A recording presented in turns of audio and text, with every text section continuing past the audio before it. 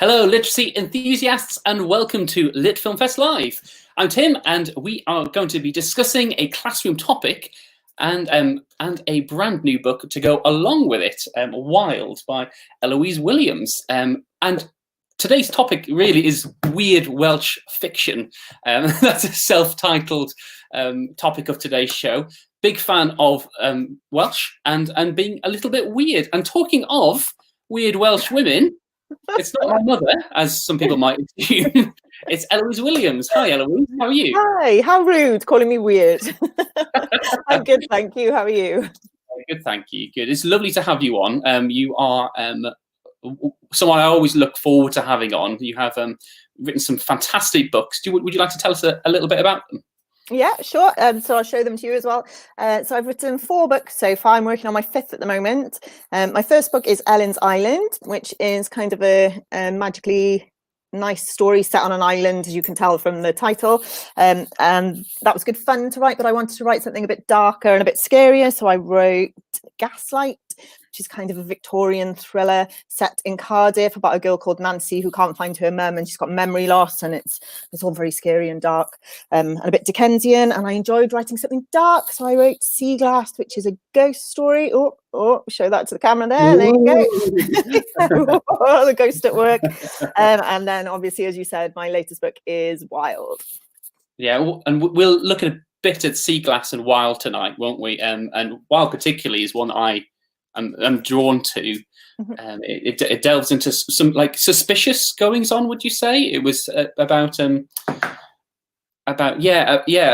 being suspicious about what's happening around you, isn't it? And everything, there's all lots of weird happenings, and Witch Point is a particularly strange place that this girl Wild goes to, isn't it, to stay with her aunt.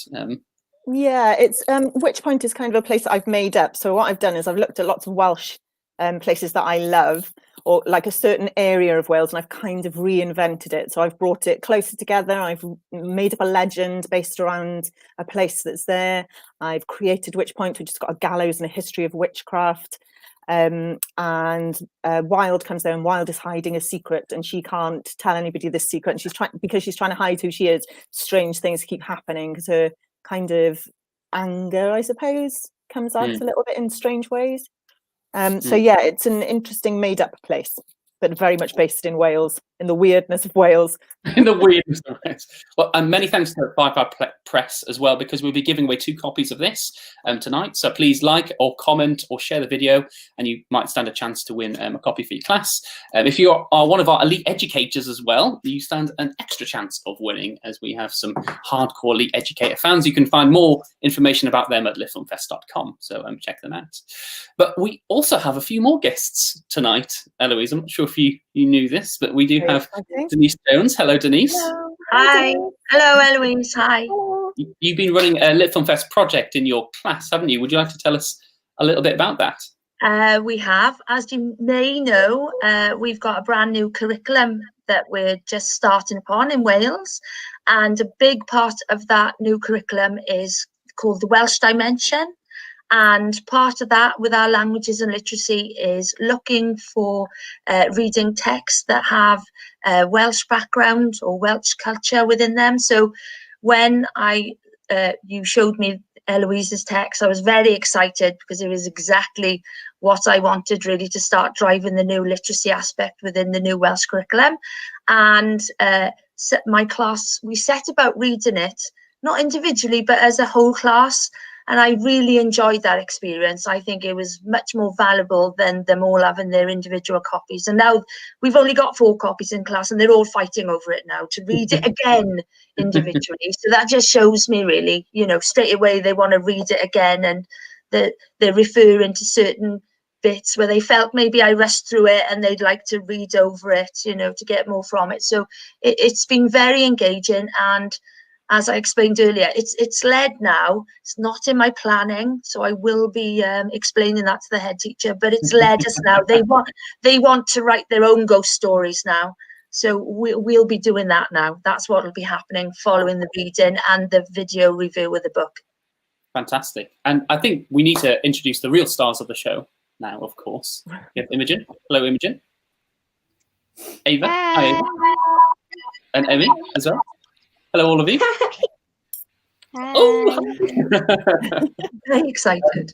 yeah. So you've been writing, haven't you, and reviewing Eloise's book. What did you create from your writing? You've done something we're going to show, haven't you?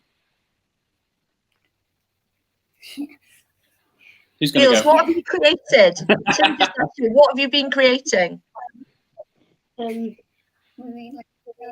The video review. creating, yeah, a Say a video. bit about the video review. Say a bit about what you've done. We have been like going all around the schoolyard and like having a bit of a laugh with like the sound effects from other people, like the ooh and like all that stuff, and like people having sheets over them, and it's really fun. Really fun. Yeah. That's the main message, I think, about you said about a video review in comparison to a written review. That was the main message that came from it. We really had fun. Brilliant. Well, shall we watch it? Yes, Oh, yes, please. please. Let's play it. No. This book is set in Wales. Lark tells Snow, her younger sister, that her mother's dying.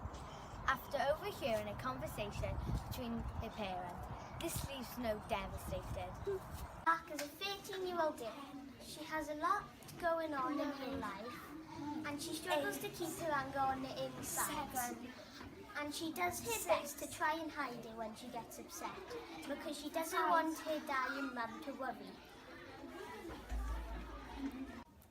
Lark is a typical teen. Being the older, she feels like she has a responsibility to look after her younger sister. Snow has decided to become mute ever since she heard the traumatic news that her mother would die soon. My favourite part of the story is when Lark and Snow see a dead bird, and then they decide to cover it up with twigs, and then as they walk away, Snow turns around and waves, but not to the bird, at a ghostly figure of a girl. Lark hears strange noises coming from an old ruin. Woo! What are you doing? With her sister Snow, she discovers a doll with a haunted face. I love the title of the book. We hear how looking through sea glass collected on the beach makes the world seem ghostly somehow. Lark has so much to deal with in her life. Her dying mother, her sister being mute, and Gwenny now being her ex-best friend. She has to face challenges she'd never imagine, and this provokes a constant battle inside her. Lark can't bear the secret any longer, so she decides to confide in Gwenny. At first, Lark isn't sure if her best friend believes her, but after their ghostly experiences in the woods on a stormy night, they both know the eerie truth. Dwi'n hoffi siarad Cymraeg. We all love how Lark calls her mother Mam, just like we do. And her grandmam Gi. Cymru an byth. Lark is a humorous and family-loving girl, but when her best friend Gwenny dumps their friendship for JTI, Jake the Idiot, Lark is angry and we see her become sarcastic and carry the secret of her dying mother as a heavy burden. This book's a real page-turner because it's hilarious And equally eerie and ghostly. We left reading some of the descriptive language, And threaded this way like ribbon through the trees. and the wind rolls like the day has been put out. This book is a real thriller of excitement, spookiness, adventure, and attitude. Our class recommend this book for ages 10 and over. We rate this book 10 out of 10. Way! Love it! That was amazing. That was amazing. Thank you. Some fantastic little shots and snippets there. Well done, everyone. Such good observations about the different characters and the storyline and what's going on as well, all the things that are underneath the ghost story and the descriptions as well, the bits you've picked out. I love that. That was fantastic. What great feedback. We went back to a very traditional end of the day whole class sharing of a text, which I remembered from when I first started teaching, and they absolutely loved it. And if it looked like, you know, time was going on and there wasn't going to be enough time, they were all downing tools for the reading and the sharing of the book together. And I do feel, you know, that sharing time, it was more about just reading a text, you know, as teacher and class sharing that together. And it probably took us a long time to read because we just stop and discuss and relate to ourselves and talk about how it related to, we knew the characters in our own families. Do you want to talk a bit about the characters, girls? Yeah, the characters. What about Jake the Idiot? Who wants to talk about him? Because we liked him, didn't we? Ava, do you want to say something about Jake? Go on then. Yeah. Well, obviously he's just Jake the Idiot for a reason, but just the fact that, like, obviously he's an idiot, it sort of makes the book a little more interesting, like Jake the Idiot cheating on Lark's ex-best friend Gwenny and all that stuff. Just it really sort of ties it all together. I found when we were reading it, everybody just kept shaking their heads because everybody knew a Jake, everybody knew a Lark, everybody knew that sibling rivalry or teenage argument. Everybody knew all the situations, and I think that's why they took it all on board. That, you know, and for us, our school is quite near the coast. I don't know if you know Porthcawl at all, Eloise. Yeah, I went there a lot when I was growing up, actually. We're not far from there, and the area we're in, the village we're in, there's a really spooky tale of the Maid of Scare, the Scare House, and lots of local legends. I know it, yeah. We're right by there, so wow. we related lots of those stories, and it brought up then a conversation about local legends. So, you know, big tick on the Welsh Dimension and the new curriculum for me, just with this text initiating that, really.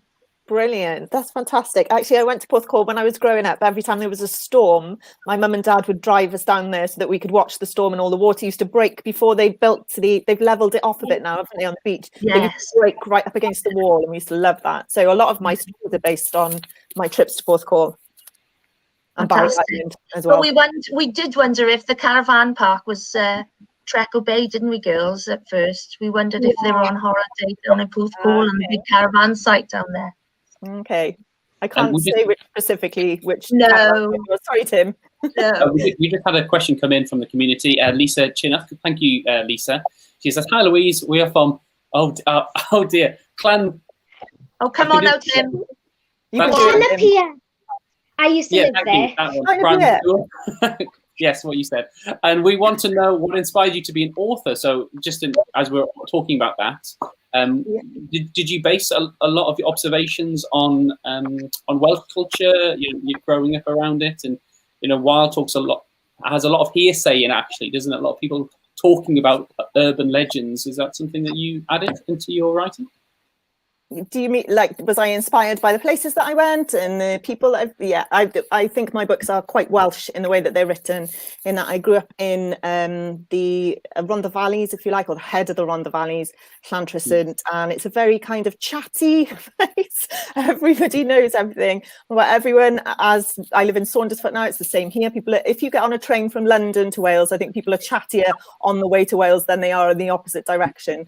So yeah, I'm inspired by the way that Welsh people share a lot. I'm inspired by all the places I went to when I grew up, places I go to now, and also the young people that I meet, because they, as well as triggering memories of myself growing up, I realise that I've recognised how brave and courageous young people have to be every day. So I'm trying to write stories that will, chime with them, if you like. I'm lucky that my niece is now 14. When she was a bit younger, I used to watch her a lot to get inspiration. She'll kill me for saying that. But, Did that answer the question? Yeah, that was perfect. That was lovely. Yeah, we've also had another one from Joy. She said, "Brilliant work to all the kids as well, the children.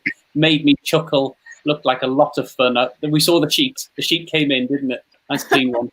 It looked like it was fun writing and filming and editing this. And then there's a bit of Welsh at the end for Diane Bowd. Come on, Tim, you can do that. I have been trying to encourage him to email a little bit of Welsh. We just wondered, Eloise, how much Welsh have you spoken or do you speak at all? No, I'm not brought up to speak. I wasn't brought up to speak Welsh, so I'm learning at the moment. So let me get this right. Dwi'n newydd ddechrau dysgu siarad Cymraeg. So I have set December aside for gardening and learning Welsh. That is my entire December, hopefully. So yeah. Do you want the girls to ask you a question and Gymraeg, Eloise? Just you can try. I'll have a go. Emmy, do you want to ask one of our Helper Heddiw questions to Eloise? Oes enw fel anwes dy ti? Oh, say it again. Eto? Oes anifeiliaid anwes dy ti? Oes. Have you got a pet, Eloise? Have you got a pet? Oes anifeiliad. Ydw, dwi'n ci yw enw Watson Jones. That makes sense? Da iawn, yeah. Diolch yn fawr. Da iawn. Sketchy Welsh going on here, but I am really trying. I'm definitely going to try really hard over December. Well, I've never felt so out of place watching Poblecum at my grandparents' house. So yeah, it's great. Can I ask a question to you, Denise? Is that okay? Yeah, certainly. You've been sharing the video, haven't you? You shared it with your school and community. Do you think that'll have an impact on the reading culture of the school, sharing what kids' clear enthusiasm for modern day Welsh fiction? Well, we have. I think I've explained to you. We work in, well, our free school meal percentage is quite high, so we work in a quite a socially deprived area, and reading is always something that's really high priority on our school improvement planning. And particularly over lockdown, it's been quite fascinating, really, to see how that has impacted upon children's reading, and whether the reading skills have been maintained after that. I've got to say, when we shared this video initially with parents and people, obviously the word started getting out there that we were involved in this project. Everybody got excited about it, and everybody has now reacted to something in a way I never thought they would react to reading and a reading book and reading text. It's the reaction we've tried to gauge for a long time. And I'll tell you this little story. So Eve, who was another one of the children who has been reading this text at home, brought her text back, because we're always trying to work on positive relationships between home and school for reading. And she brought her text back, and that day the school secretary came to my room and said that Eve's mum had rung me. So I phoned her back because it sounded urgent, and what had happened was Eve had brought the text home and mum hadn't finished reading it, so she didn't know the end. And that was brilliant to me, because mum had been reading the book as well. It wasn't just Eve. So for me, our school community, is engaging our parents as well to share literature with the children. And obviously that had been happening in that home with this text. And obviously, that text had appealed to mum as well. So, it's had a big impact, I think. And we're only at the beginning of this now, aren't we, really? This has definitely shown me that this kind of work influences homeschool relationships in a positive way, and raises the profile of reading, really, for families in our school area. It's fantastic, because actually when we started this project, it was, was it January, December, or was it late last year? We were talking in lockdown, I think. We did Gellet, didn't we, Emmy? Do you know the legend of Gellet, Eloise? Yeah, I do. Yeah. We did a review on Gellet. And because we were looking at local legends and the legends around us in Scare and Porthcawl, and Pratchett, and we were doing lots on local legends, and that's where we started, and it's led us to C Class. It has. It's great, yeah, and that's nice to go from an old traditional one to quite a modern take on it as well. Absolutely, yes. Lovely. But the difference with C Class is they can see themselves in this story. It was fascinating for them to listen to legends and local history and know the location and, have a connection with the location. But they actually now can connect themselves to the characters within this book as well. So that's that one step further, isn't it, for them? It's a really important way to get young people reading, isn't it? To get books that reflect what they're going through and that they can relate to, and they exactly recognising themselves and seeing themselves represented in literature as well is really important, I think. Absolutely. I think seeing, I'm smiling now, Lark doing the counting down from 10 strategy, didn't we, girls? Many of us felt, including myself, that we were using that quite a lot as well. Oh wow, great. Yeah, Yeah. I use that Yeah. often. But that is something that I've advised one of my family to use, who is a younger person, who has quite who's an angry person a lot of the time, but has lots of reason to be angry as well, because I think young people go through a lot. But I've said to her to count down before she speaks. I think this book is a really important vehicle for children to share their feelings, because that's what I found as a teacher and the adult in this reading more than anything, that they were able to discuss anger or sadness or difficulties, you know, with their age and other children and peers through the storyline. That's fantastic, because I think essentially it's a book about mental health and the importance of talking and opening up about mental health and how you're dealing with things, because nothing's as shocking as you think it is. When you're young, you think that things are happening to you that haven't happened to other people, I suppose, and they have. So yeah, that's just music to my ears that you're discussing things. It's nice to get into that deep analysis, isn't it, as a class as well. And I suppose just a question to the children, Imogen, Emmy, and Ava, as you recommend this book, why do you think creating a video review is an important way of actually recommending the book? What do you think to that? Let's start with Emmy. What do you think? Well, I think recommending a book is important because you can share your favorite part of the book and also try and help people try and find like a book that they might enjoy and be interested in. And Ava, why do you think creating a video of your ideas and your thoughts is a good way of sharing a book review? Well, most 10 to 14-year-olds will most likely be on laptops, iPads, phones, TV, so it encourages them to be more effective, make it a video of it. Great. And how about yourself? Fantastic. Yeah, really nice thoughts. Yeah, most people are online, aren't they? Your age, so sharing those reviews is a really important way of saying reading is, really important, because they're going to listen to you talking about it on a video, aren't they? Really well. How about yourself, Imogen? What do you think about sharing book reviews and creating video reviews? A video review is a good thing for people which have their phones on them all the time, like Lorelei did. Yeah. Oh, Eloise, I've got to say, we all thought Lorelei was going to fall in the water. We almost wish she fell in the water at that point. Yeah. I think in an earlier draft, she might have fallen in the water, and then I might have taken her back out again because it was a bit dangerous. We've got Joy on Facebook. She says, very pertinent in the current climate. Sounds like a fabulous book to encourage discussion around feelings. And I think it's nice to have that, isn't it? You don't sit down and say, today, class, we're going to talk about feelings. You do it through fiction, don't you? And you relate to the characters and talk about that. Thank you, Joy. That's a really good point. We're going to love you and leave you now, I'm afraid. Thank you. Me and Eloise are going to continue talking about her book in a minute. So thanks, everyone, for joining us. Good to see you. So much. Bye, Eloise. Love you to meet you. Bye. See you again soon. Bye. They were great, weren't they? Oh, fantastic. They were fantastic. Yeah, I really enjoyed having them on. We've actually got some more quick questions to fire at you now, okay. Eloise. Have a sip of water. Yeah, be ready for this. I'll put them up afterwards. So we're going to have 4 rounds of quick author questions. 4 rounds? 4 rounds.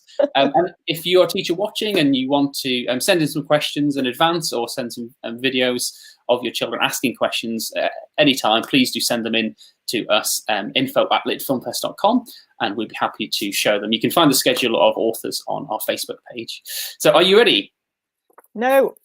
No, okay. Well, it doesn't matter. Round 1. What book are you planning to write next? Will it be a girl-free main character, and where in Wales will it be set? When did you first start writing books? Did you write stories in school? How did you come up with the ideas for stories and characters? So I will show this on screen, so you didn't have to get that one. That's for Mrs. Weeks' class. Thank you, Mrs. Weeks, for sending those in. What book are you planning to write next? Oh, well, I'm actually working on a kind of scary book again. This time, I don't want to spoil it for you, but something washes in from the sea, and it's an unexplained something. So it's kind of, again, with the seaside fogginess and the mystery and slightly creepy. I don't really want to give away any more than that. Well, keep it there. Yeah, this is quick fire. That was great. Perfect. Oh, yeah, sorry. That was a long answer. It's quite hard to ask. I want to know more. Did you write stories in school? I did, but only until about the age of 10. How do you come up with your ideas for stories and characters? Lots of different ways, mostly by keeping my eyes open, being a detective of life, so being really nosy and listening to people and watching what people are getting up to, and also taking my dog for a walk, because that clears my head of everything else and gives me time to think. Detective of life. I'm gonna remember that. You passed round one, correct. Well done. All points correct. What inspired you to become an author? Do you enjoy visiting schools? What's the worst part of your job, either as author or children's laureate? Have you ever been in or won a competition for writing? Was it difficult to become a published author? Did you have lots of no thanks? And how did you deal with any negative feedback? So the tricky round, I must say. But what inspired you to become an author? I thought that was a good question. Yeah, it's a great question. Lots and lots of different things, but as a quick fire question answer, a love of words. I was an actor for a long time and I just love the sound of words, the way you can describe words, the way you can put your thoughts down on a page and someone else can read them and you can communicate through them. Great. I think this is the hardest. What's the worst part of your job, either as an author or children's laureate? As both, I suppose. The worst part is I have to motivate myself a lot. So some days I just want to sit in my pajamas and do nothing, and I can't. I have to keep working. And I'm good once I've started working, but sometimes I'm quite lazy in the mornings. I'm not a morning person. Fantastic. Have you ever won a competition for writing? I don't think so. Oh no, my first book, Ellen's Island, was entered for a competition and it didn't win, but it was shortlisted and they wanted to read the rest of it, which I hadn't written, so I wrote it really quickly. But no, I don't think I've ever won one. Might lead into the next question. How do you deal with negative feedback? The end was rushed. Negative feedback is part of the job. When I go into schools, I often show young people that some of the 5-star reviews I've had on Amazon, for example, and some of the 1-star reviews I've had, because you cannot please people, everybody, all of the time. So you just have to write something that you think is going to be good with heart and with your own voice. And if people like it, they do. And if they don't, then they don't. Great. We've got a comment from a people. Nia, will you be writing any more Welsh fiction stories? She asks. And also, Tim Tiger says, hey. Hey, Tiger Deep. Yes, I will be writing more Welsh fiction. My next book is set in Wales again, although I've reimagined it like Witch Point, but it's full of Welsh kind of influence. And also I'm working on the Mabinogion, a new telling of the Mabinogion with 11 other authors, in fact. Wow, amazing. Round 3. You've already been an actress and a teacher. Do you think you'll be a writer forever? Do you have a favourite book that you've read or written? Sometimes you find writing a long story hard. What helps you write books? Are you writing any books right now? Can you give us a sneak peek? It's like an interview, isn't it? It's scary. You'll be a writer forever. I do. It took me a long time to find out what I wanted to do. I was an actor. I was an elf. I worked in a shop. I worked in a bar. I worked in a cafe. I did all sorts of things. Teacher. But as soon as I got my first book published, I think that's it now. I think that's me forever and ever and ever. I really want to. I really want to talk about that, but no, we have to move on. We've got to move on quick fire. Do you have a favourite book that you've read or written? This is such a hard question. I cannot say which is my favourite book I've written because I love them all like my own babies. But my favourite book I've read is really, really difficult. The books that I read when I was young that was my favourite, I think, is The Lion, the Witch and the Wardrobe. And I've just read the most magnificent book called The Midnight Guardian or Guardians by Ross Montgomery, which is just phenomenal. I suggest everyone reads it. It's real good for Christmassy feel.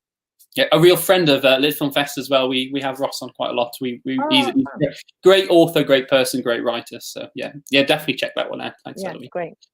And what advice can you give to budding young authors?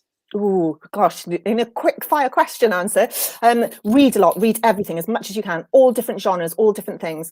Even the back of a sauce bottle might help you. Watch everything, be a detective of life. Take lots and lots of notes. Write a lot. You wouldn't expect to pick up a flute and be able to play it straight away, or you might expect to, but you wouldn't be able to because it would be terrible. It'd make a terrible noise. So write a lot. The more you practice, the better you will get. Imagine, look out of the window, let your brain wander. Do not scroll on your phones all day. You need time to think about things. Give yourself time to be bored and have some space in your head for ideas. Did that make any sense? That was as quick as I could talk. There was a lot, but very quick. Quick fire. Are you writing any books right now? I think we've talked a little bit about this. I think I'll skip over that one. I'm actually writing about 50 different books inside my head, but I'm physically writing one. I have to stop myself. I have to stop myself from like going off on new shiny ideas all the time and stick to something. Do you have a notepad to write ideas down and keep them safe? I have notepads like this big for new ideas that come up all the time. It seems that when you're working on something, when you're about halfway through and coming like into that last 3/4 of writing something, it suddenly gets like a bit hard work, and that's when all the new ideas are going, write me instead. So I have to try and put all those notebooks to the side and just stick to one idea. We've got Emmy who's come back on, who we just had on. She said, what other authors inspire you? Thanks, Emmy. That's a lovely question. Oh, Emmy, that is such a hard one to answer. So many authors, like hundreds and hundreds of authors. I wouldn't know where to begin. Anybody from Dickens, who wrote A Christmas Carol, in Victorian times, all the way through to anything really. I just read anything and everything, and I think it's important as well, if you read a book and you say you're 10 pages in and it's not for you, you can give up on it. I think I gave up on one yesterday. It wasn't very good. I'm not going to say who it was, but but loads of authors. That's good advice. Not every book is for you, is it? And you have to slog through something. Sometimes it's okay to put it down. So. Yeah, absolutely. Last round. We think writing can be lonely sometimes. Do you write with other people? Do you share this job? Have you always wanted to be an author, and when did you write your first book? So I think the first point there was really poignant. They think writing can sometimes be lonely. Do you ever write books with other people? I suppose the project that I'm working on at the moment, the retelling of the Mabinogion, will be written, but it's 11 short stories. So that'll be written with other people, but we'll write our stories separately. But so far as working with other people, I have a group of friends who will give me advice, or if I'm struggling with a story, they'll help me move it on, or if I'm having a bad day, they'll help me, or if they want something read, I'll read it and give them feedback. So I kind of share it with friends a little bit, but I haven't yet collaborated on a story. I'm not sure how that would go. Actually, it'd be fun to try it. I've done it with young people. I've worked on stories with young people, like started stories for them, and then they've carried it on, and then I've written the next bit through the Patron of Reading scheme. But I've not with a book, not yet. Never say never. Yeah.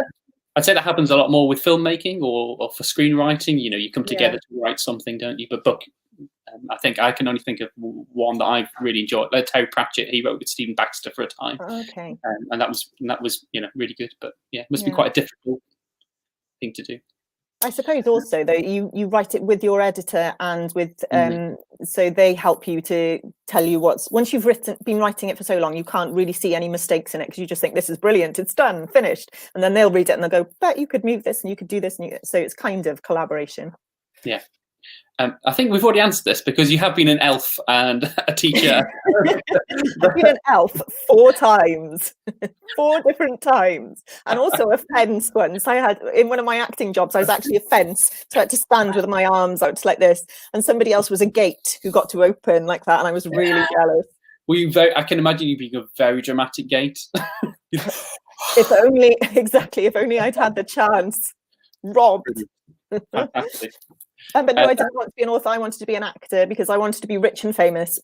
And so I got distracted by those things when actually what I loved was words and stories. And when I found those again, I knew that's what I should have been doing my whole life. I was distracted by bright lights and money, which I never made anyway. So I should have stuck with writing.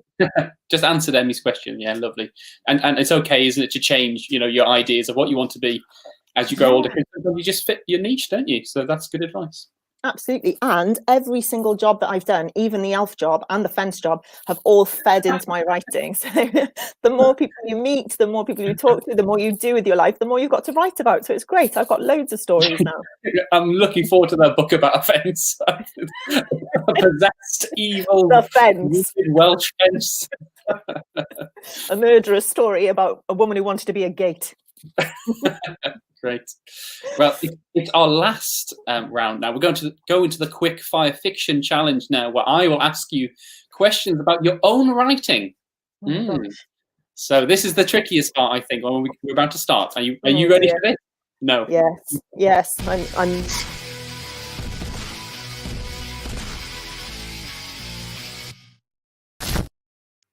No, you weren't ready for the intro, were you? Okay, so in the first chapter, I will guide you through this. It has been a while since you read it properly, or written it. How does Wiles say the first two lines of the character? Why is she saying it like this in this specific voice? I can read that if you'd like. Yeah, that would be great. Yeah. Yes, I got kicked out of school on purpose. No, I did not want to be sent to Witch Point. Why did she say it like that? The first lines of a story are really important. I think they need to tell you a lot about the story. And they were probably my 20th go at the first lines, because I change them a lot and I often argue about what that first line should be. So with Sea Glass, we changed the first line a lot of times because my editor thought it should be something else and I disagreed, and we had to come to a compromise in the end. So I think I wanted it to be immediate and for the reader to immediately be interested, hooked into the story, if you like. Yeah, I like the way you also read it. You read it before, which we'll put into the resource afterwards, which we'll host on litfilmfest.com for everyone to use with your wonderful text. But you read it, yes, I got kicked out of school on purpose. No, I did not want to be sent to Witch Point. It's that kind of fed up kind of. I really took that myself before reading it, but when you read it, it really jumped out to me. So that's good. It's good that like that attitude. You definitely get the feel for wild attitude in the first chapter, don't you? Yeah, I think I like to write girls with attitude. I think there was a long time where when I was reading books when I was young, all the girls were very nice and well behaved, and so I like to write girls who are a bit more. I hate the word feisty, because I don't think it's a very feminist word. I like girls with a bit of attitude and a bit of gumption and who are a bit angry and say what they think a lot. Gumption is it a gumption? Gumption sounds like up north. My neighbour comes from, where'd she come from? Yorkshire or something, and she says gumption. Okay. She's not watching this. And Miss Weeks is just back on. Mrs. Weeks, and she said thank you so much. She sent in the videos. Thank you for sending those in. It was lovely to inspire your class. Fantastic to see you inspiring young Welsh readers and writers. Diolch, Eloise, and a grateful teacher. Thank you. Thank you so much. How lovely. Thanks. Question number 2. What do we know about Witch Point in this chapter? In the first chapter, we know that Witch Point is cursed in some way, that somebody's been hit by lightning on the head in the same spot that someone else has been hit by lightning, in the same spot that a dog has been hit by lightning. We know there's a gallows in the town square. There's a cemetery which is sliding down the hill. We know it's called Witch Point. We know there are there's something odd about the clockmaker, sorry, wasn't it? Oh yeah, the clock strikes 13 times every time there's a funeral. So there are odd little creepy things going on. I don't give too much away, I don't think. It's kind of like a Welsh town. I visited a Welsh town and took bits of it, like the long gardens and trampolines. And so it's quite, in some ways, quite normal. And then in other ways, there's little creepy things thrown in as well. Personal question. Not that personal. Do you ever feel as though strange things are happening to you? Or have you ever felt that? And how do you try and explain them? That's a really good question. I've never been asked that before. Do I ever feel? I suppose I've got a bit of a thing about ghosts. Now, I do not believe in ghosts at all, but I've got a thing about because I live in a cottage. It's a very old cottage. It's 18th century, and I've got a thing about turning the lights out. So I have to have a night light because I'm scared of the dark. And if there's any noise at all, I immediately imagine that there is a ghost in my room. So I've got a bit of a thing about those. Other strange things? Not really. I don't think so. I think I'm quite rational, apart from ghosts. Just ghosts. Just Just ghosts appearing in my house. everywhere. Otherwise, I'm really normal. Next question. What does the phrase blistering glare mean? You use that in early on in the chapter. And I really like that phrase. How would you describe that? Thank you. I think I'm talking about the sun, am I? The blistering glare of the sun. I guess because it just blisters your skin, and it's. Do you know that glare when you need to put your sunglasses on because it's burning the back of your eyes, your retinas, or whatever they're called? I'm not very good at what's the word, biology. I can't even remember the word biology, for goodness sake. But I like to use phrases that maybe don't get used very often. So once I've written the story, I like to move words around and try them in different. Swap them around and see if I can find new ways of describing things. So I guess that's where that came from, blistering glare. Just thought it sounded good. I can imagine your eyeballs blistering because it's so hot.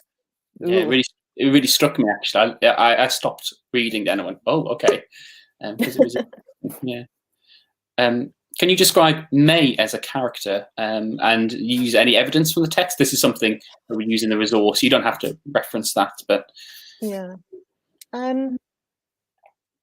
May is a bit, I don't know, I think she's a bit, not witchy exactly, but kind of open-minded, a lot more open-minded than me. So with ghosts and things like that, I think she would believe in ghosts. If you told her you saw a ghost, she'd be like, yes, yeah, definitely, I believe that.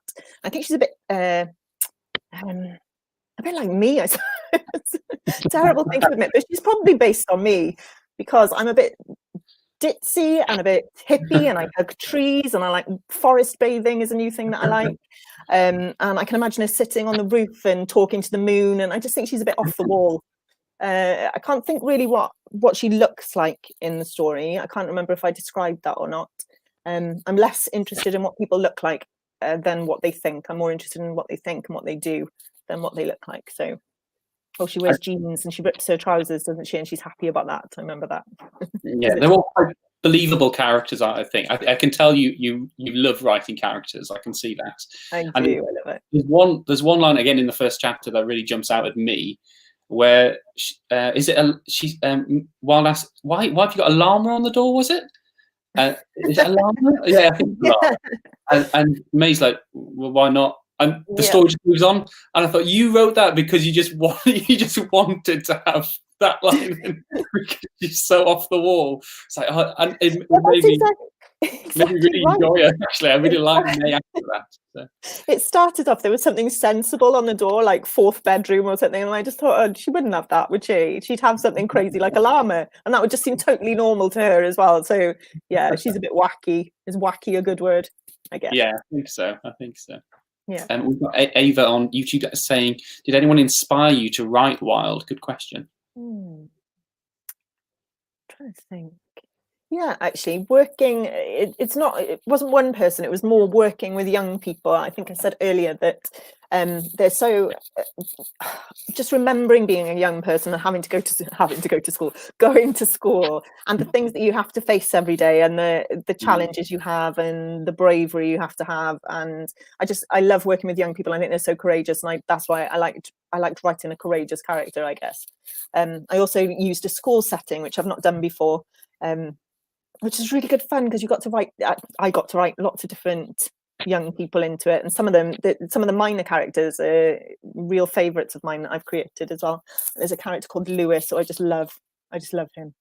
If you read the book, you'll know what I mean. But I think he's my favourite character in the world. He's just really silly. Yeah, so not one specific person, but just working with lots of young people. Great. I'm not going to ask for an answer for the first part. But 12. How many similes can you spot in the chapter, and how do they demonstrate how Wilde is thinking?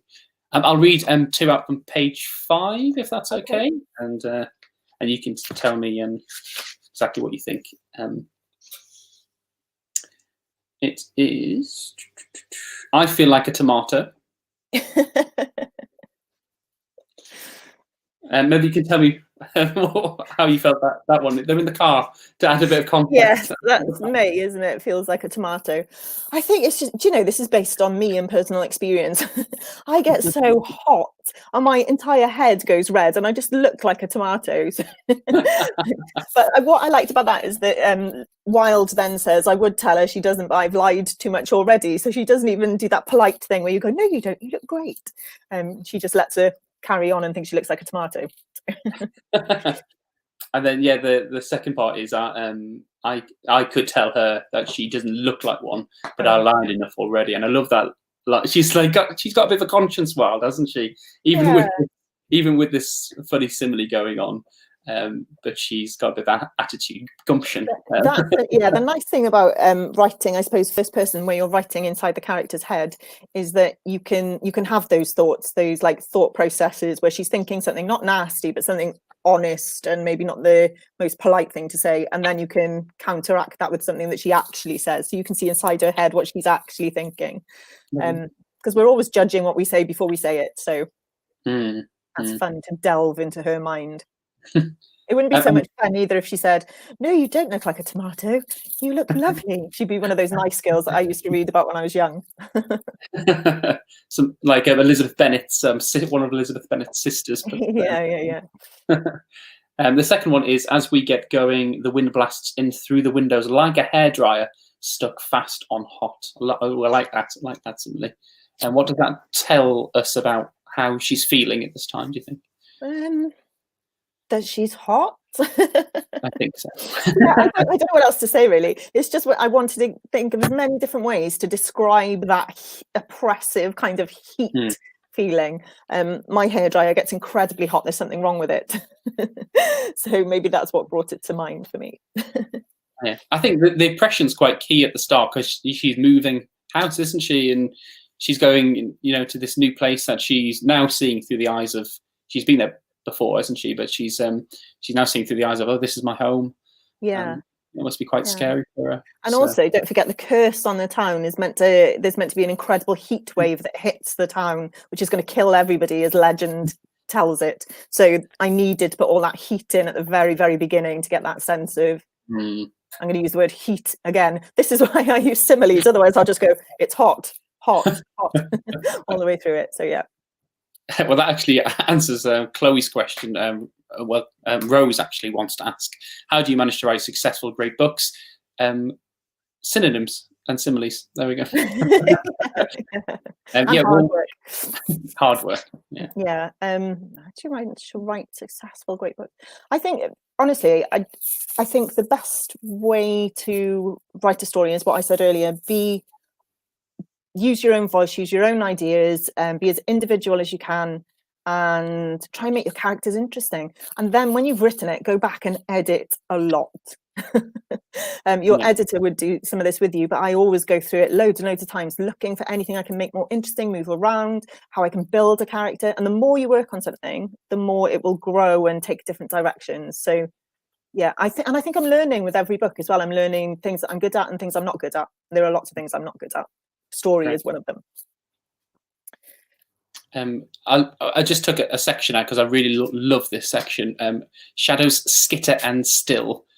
Pentacle tiles, blue against silver, nestle under my feet. A breeze tickles the back of my neck.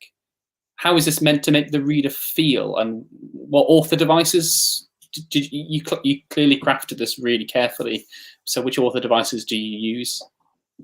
Well, it's meant to make you feel a little bit like the house has got magical elements to it. It's a little bit unusual. It's a bit creepy. I think that's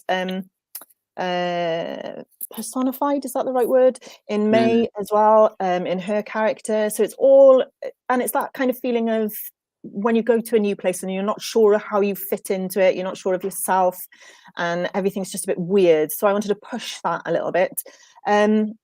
As far as author devices, I don't really understand what that means. So yeah, like personification. Or okay, so I wanted the house to be like a living thing. I think if I'd been writing a longer novel, I would have made the house grow in different directions, and maybe I wanted to give it that feeling. You might know the Narnia books. where, like in The Lion, the Witch and the Wardrobe, she disappears through a wardrobe and finds another world. I wanted the house to have that kind of magical, strange things happen here feeling. So that's what I was trying to do.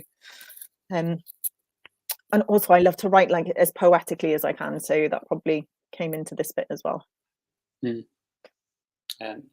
Chloe and Rose say thank you as well, which is really nice. You're welcome. Oh, hi, Chloe. I've just recognised who that is. And LJ Destroyer, interesting name. I don't recognise who that is. Are you planning to write a book about yourself? Maybe an autobiography or about all your jobs? Elf. 13, elf on a fence. Yes. No, never. I think the answer to that is never. It would be so dull. Although all of my books have got so much of me crammed into them already. They all are. They all are. I am all of the characters. So fantastic. Yeah, no, never. You're doing so well. We've only got a few questions left. At the minute, you're on a B grade, so a few more answers and you get that A star. So yes, excellent. Brilliant. Which word doesn't usually have a capital letter but does in this chapter, and why do you think that is? I'm going to tell you that it's on page 2 and 14. Which is the word normal. Oh, okay. Because thank you for telling me, because I was thinking, what word is that? Because Wilde wants to be normal, so I'm going to do this normal, which I don't do in real life very often. But normal is just a title. It doesn't mean anything. Nobody is normal. Normal does not exist. So I wanted to really point that out. She's got this idea in her head of what it is to be normal, and actually nobody's normal. We're all really different. Some of us are like May, like me. Some of us are like Tim. Everybody's different in different ways. So it was just to really put that as a title that she wanted to give herself, I guess. Yeah, she tries to take that. She tries to take that on, doesn't she? She practices sitting normally and nodding normally, and and I think that I did that one. A lot of my life, so I'm talking about myself again. I have written myself into my books. Through a lot of my life, I've pretended to be someone I'm not in different situations, and changed who I am in different situations to try and fit with other people. And I think now, with age, thank goodness, I'm not doing that anymore. And I wish I hadn't done it for a long, long time, longer than I have. That was the most terrible sentence. This is why I write and don't do spoken interviews. Only could edit real speech live. I'm just over those past 2 years and just change how I talk to everyone. Yeah, exactly. Yeah. Chloe says hello, by the way, which is nice. Hello. Last question.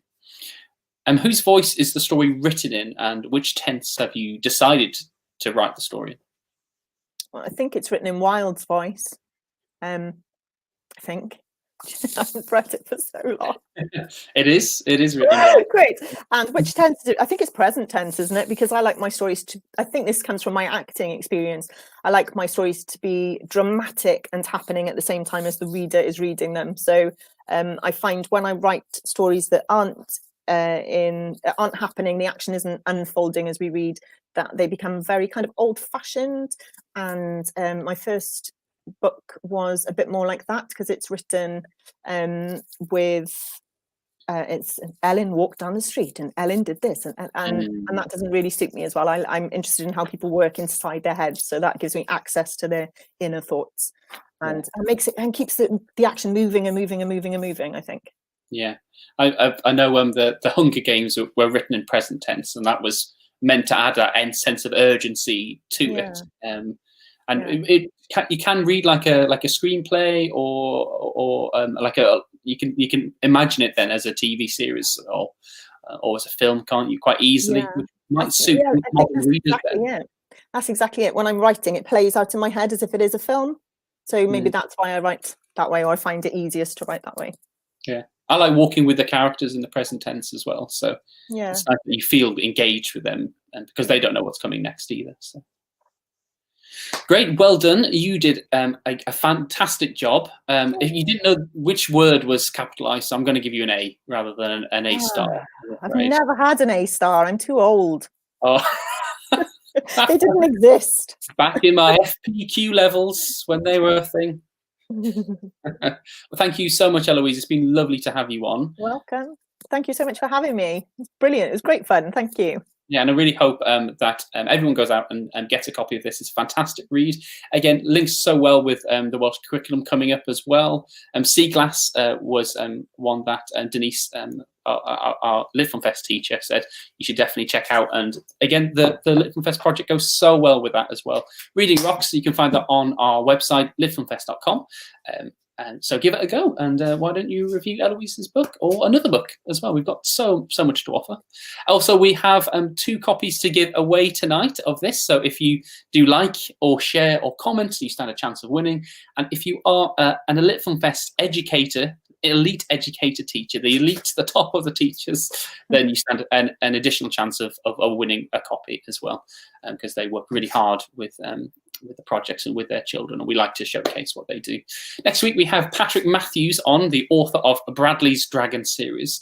He'll be with us, so please tune in for that and send us any questions either by email info@litfilmfest.com, or you can send us some videos as well of your children. I've got some GPDR forms that I can send if you'd like to have those. Have a gander at those, so please do get in touch with me, tim@litfilmfest.com, and I will be happy to send those on.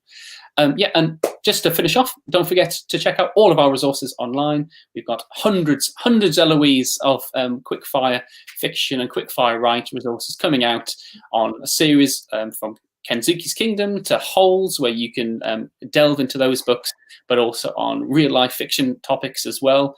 So from meditation to healthy eating and how to sleep and how to clean yourself as well. So lots of really interesting topics to delve into, where you'll watch a video, you'll answer some questions about it with a series of activities underneath. So yeah, lots of options. Thank you very much. It's been a real pleasure to see you all. And thank you everyone for watching as well. The community has really enjoyed listening to you. Thanks Reggie as well for joining us. Thanks, Lisa. Oh, I've got Helena as well. She's Bridgend, I believe. Thanks Helena for joining us. Stay weird. Love it. Love it.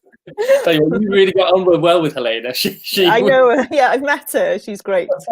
I'm not surprised. Weird. Yeah. Thank you everyone, and we'll see you next time. Bye. Thank you so much.